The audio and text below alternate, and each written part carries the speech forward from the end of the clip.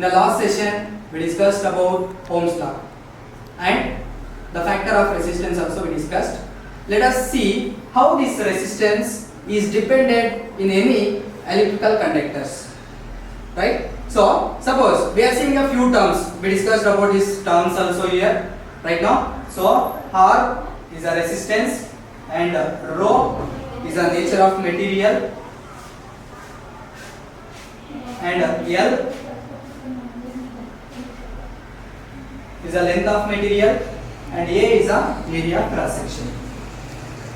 Right? And so now I'll vary these factors to understand how the resistance is dependent on any material.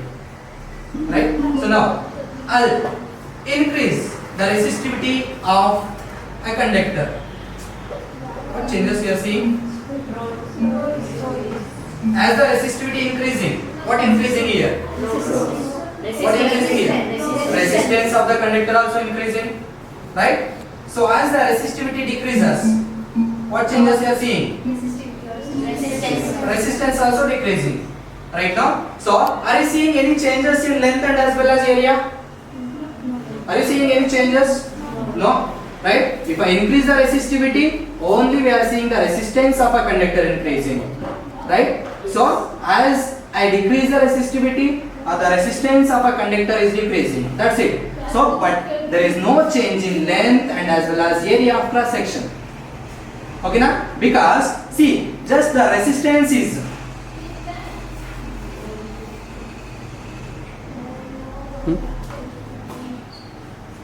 the resistivity, which is just a factor of resistance, which means which depends on the area and as well as the length. But if I change length, look at what the changes you are seeing in that. See, I am increasing the length of a conductor. What changes you are seeing? Yeah, what is increasing? Right? As the length of conductor increases, the resistance of a conductor also increases. Right? So as the length of conductor is decreases, resistance also decreases.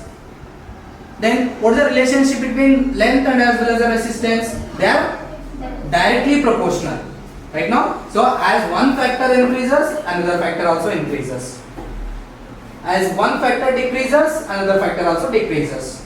Right now? So resistance and length are directly proportional to each other. Now I'll change the area.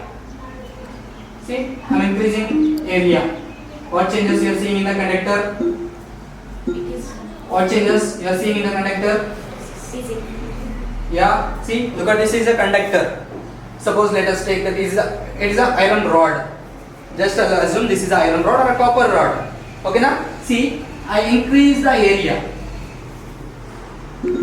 See, how much the area of this conductor now? If I increase the area, right? So we are seeing that the thickness of the conductor also increases. And as well as if I increase the area, what changes we are seeing in the resistance? Are you seeing any changes in the resistance? Yes. What changes you are seeing? As the area increases, resistance what? It decreases. Right? If the area decreases, what changes you are seeing in the resistance? Resistance increases. Right now? So they are inversely proportional to each other. Inversely proportional means if one factor increases, then another factor decreases. Right? Yes. If this factor increases, this factor decreases.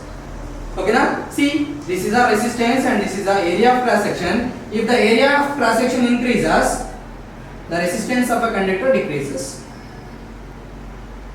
Where actually the area of cross section is lesser, right? So the resistance in that conductor will be more, right? So hence we call the resistance is inversely proportional to the area of cross section and it is directly proportional to the length and it is also directly proportional to the resistivity of the conductor.